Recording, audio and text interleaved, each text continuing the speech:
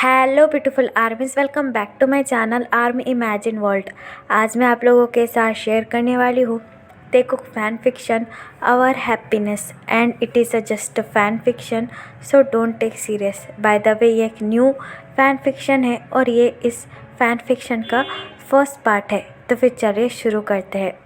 It is the beautiful restaurant, एक बहुत ही सुंदर सा रेस्टोरेंट है जहाँ पर लोग बैठकर खाना खा रहे हैं। लोग कम हैं लेकिन अपने खाने को एंजॉय कर रहे हैं, आपस में एक दूसरे से बात कर रहे हैं। और वहाँ का सारा स्टाफ, स्पेशली वहाँ के ओनर, उस छोटे से कैफ़े को चलाने के लिए बहुत ज़्यादा एफर्ट लगा रहे हैं।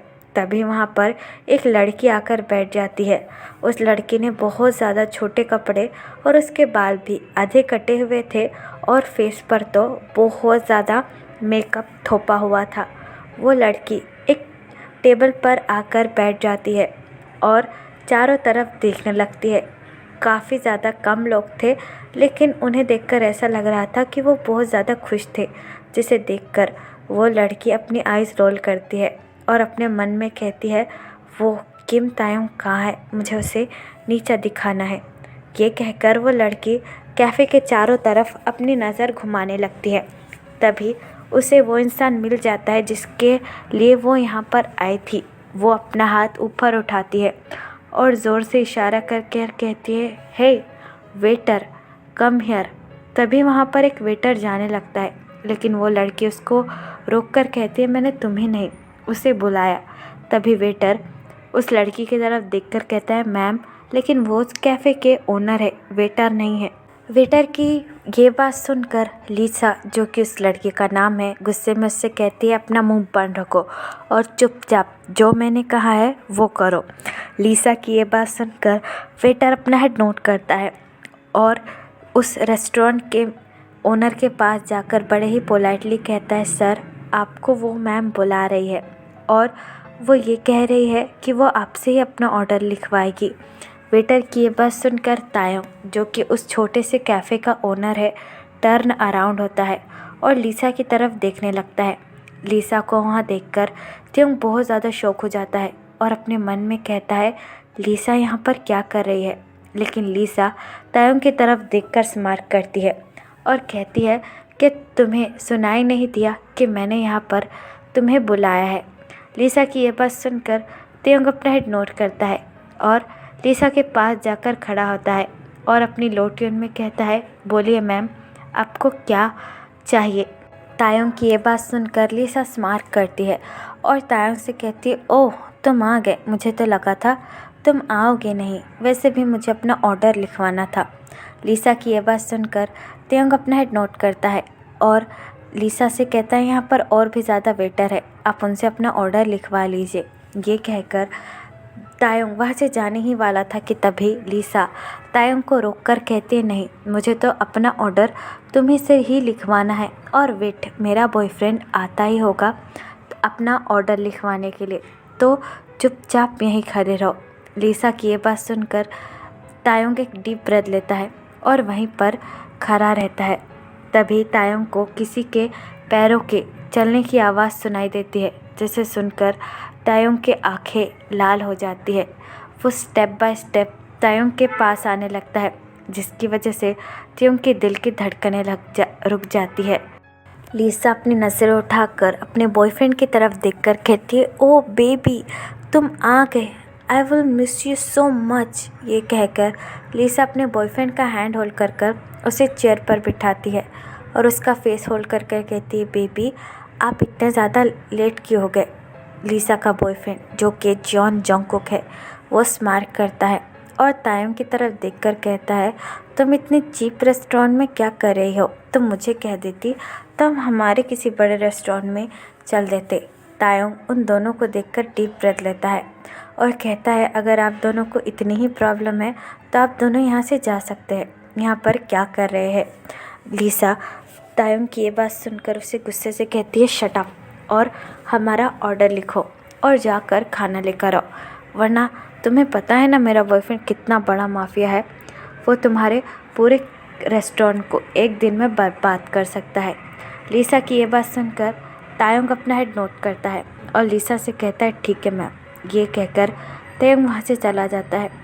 तायंग के जाने के बाद लिसा फिर से जंगकुक के फेस को टच करने लगती है, लेकिन जंगकुक लिसा को दूर कर देता है और लिसा से कहता है अपनी लिमिट्स मत भूलो मिस ला लिसा। जंगकुक की ये बात सुनकर लिसा नर्वस हो जाती है और जंगकुक से कहती है baby what are you saying, तुम ही तो मुझे लेकर आए थे।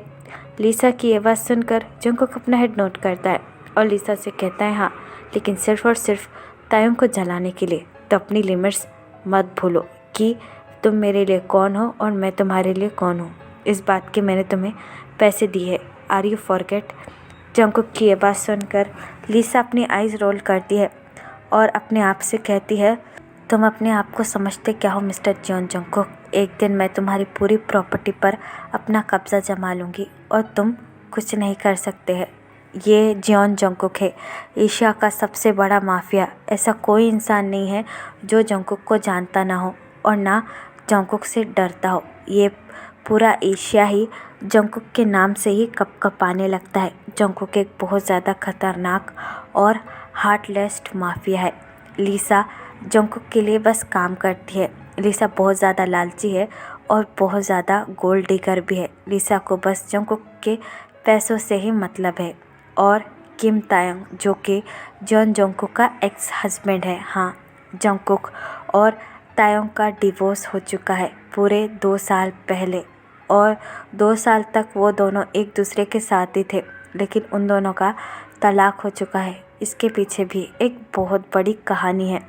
पहले लिसा और जंगकुक का ही रिश्ता फिक्स हुआ था, जो कि लिसा के पापा ने फिक्स किया था, लेकिन जंगकुक तायंग से प्यार करता था अपने कॉलेज टाइम से और जंगकुक ने बिना किसी को बताए तायंग से शादी कर ली थी, जिसकी वजह से लिसा पूरी तरीके से साइको हो चुकी थी। वो पूरी तरीके से पागल हो चुकी थी जंगकुक के लिए और लिसा को जंगकुक किसी भी हालत में चाहिए ही था। इसलिए लिसा का इतना पागलपन बढ़ता हुआ देखकर लिसा के पापा ने उसे मेंटल असाइलम में भेज दिया था। लिसा पूरे 2 साल वहीं पर रहे, लेकिन लिसा का पागलपन जंगकुक के लिए बिल्कुल सेम ही था और लिसा के डैड अपने बेटी से बहुत ज़्यादा प्यार करते थे, इसलिए वो लिसा को वहाँ से ले आए। लिसा अभी भी पूरी तरीके से क्रेज़ी है और जंगकुक और तायंग भी अपनी लाइफ में बहुत ज़्यादा खुश थे और उनका एक बेबी भी हो चुका था, लेकिन उन दोनों के बेबी की अचानक से मौत हो जाती है और जिसका ज़िम्मेदार सिर्फ जंगकुक तायंग को ही समझता है। जंगकुक को ऐसा लगता है कि तायंग और जंगकुक के बेबी की मौत सिर्फ और सिर्फ तायंग और उसके भाई की वजह से हुई है, जिसका नाम मिनयुंगी है। इसलिए जंगकुक तायंग और तायंग के भाई से नफ़रत करने लगा है और बस जंगकुक तायंग को हर्ट करना चाहता है। तायंग लिसा और जंगकुक का ऑर्डर लेकर वहाँ आ जाता है। जंगकुक जैसे ही तायंग को आता हुआ देखता है, जंगकुक अचानक से लिसा को अपनी लैप पर पुल करता है और लिसा के क्लोज आ जाता है। तायंग एक पल के लिए भी उनकी तरफ नहीं देखता है और अपना काम कर कर उन दोनों की तरफ देखकर कहता है आपका खाना आप इंजॉय कर सकते हैं। तायंग की ये बात सुनकर जंगकुक स्माइल करता है और तायंग से कहता है वेयर आर यू गोइंग, यही रहो हमारा खाना ख़त्म होने तक। जंगकुक की ये बात सुनकर तायंग जंगकुक की तरफ देखकर कहता है sir what are you saying, मुझे और भी ज़्यादा काम है। जंगकुक अपनी आइज़ रोल करता है और तायंग से कहता है आई डोंट केयर, मैंने कहा ना यहीं खड़े रहो, इसका मतलब यहीं खड़े रहो। ये कहकर जंगकुक स्पून लेकर लिसा को अपने हाथ से खाने खिलाने लगता है, जिसे देखकर तायंग को बहुत ज़्यादा हर्ट फील होता है और तायंग का दिल भी बुरी तरीके से टूट जाता है, लेकिन तायंग के पास और कोई ऑप्शन नहीं रहता। लिसा भी जंगकुक को पूरी तरीके से सेड्यूस करने का काम करती है। आफ्टर सम टाइम जंगकुक लिसा खाना ख़त्म करते हैं और लिसा तायंग की तरफ देखकर स्माइल करती है। तभी जंगकुक अपने वॉलेट में से पैसे निकालकर टेबल पर फेंकता है और तायंग की तरफ देखकर कहता है यह जगह भी चीप है तुम्हारी तरह। ये कहकर जंगकुक अपना एक हाथ लिसा की कमर पर रखता है और वहाँ से जाने लगता है। जंगकुक को जाता हुआ देखकर वहाँ पर युंगी अपने कॉलेज से आ जाता है और जंगकुक को देखकर युंगी बहुत ज़्यादा शॉक, कंफ्यूज और गुस्से से भर जाता है। लेकिन युंगी को देखकर भी जंगकुक को बहुत ज़्यादा गुस्सा आ रहा था, लेकिन जंगकुक कुछ नहीं कहता और वहाँ से चला जाता है। उन दोनों के जाने के बाद युंगी, जो कि तेयुंग का छोटा भाई है, वो तेयुंग के पास आता है और तायंग से कहता है ये दोनों यहाँ पर क्या कर रहे थे। तायंग टेबल क्लीन करता है और युंगी से कहता है वो यहाँ पर खाना खाने आए थे। तायंग की ये बात सुनकर युंगी गुस्से में अपने दांत पीस कर कहता है वो कोई खाना नहीं खाने आए थे, वो बस आपको हर्ट करने आए थे। आपको ये बात समझ में क्यों नहीं आती है। युंगी की ये बात सुनकर तायंग स्माइल करता है और युंगी से कहता है कोई बात नहीं, तुम जाओ फ्रेश होकर आ जाओ, मैं तुम्हारे लिए खाना लेकर आती हूँ। रेस्टोरेंट युंगी और तायंग के घर में ही है। युंगी तायंग की तरफ देखकर कहता है I am sorry, it is because of me. आपको ये सब कुछ सिर्फ़ और सिर्फ मेरी वजह से झेलना पड़ रहा है। युंगी की ये बात सुनकर तायंग स्माइल करता है और युंगी से कहता है ऐसा कुछ भी नहीं, चलो फ्रेश होकर जाओ, मैं तुम्हारे लिए खाना लेकर आता हूँ। तायंग की ये बात सुनकर युंगी अपना हेड नोट करता है और वहाँ से चला जाता है। युंगी के जाने के बाद तायंग भी सारा टेबल क्लीन करता है और पैसे लेकर वहाँ से चला जाता है। तो फिर चले गाइस, इस पार्ट को मैं यहाँ ख़त्म करती हूँ। आपको ये पार्ट कैसा लगा मुझे कमेंट में ज़रूर बताना और चैनल को भी सब्सक्राइब कर देना।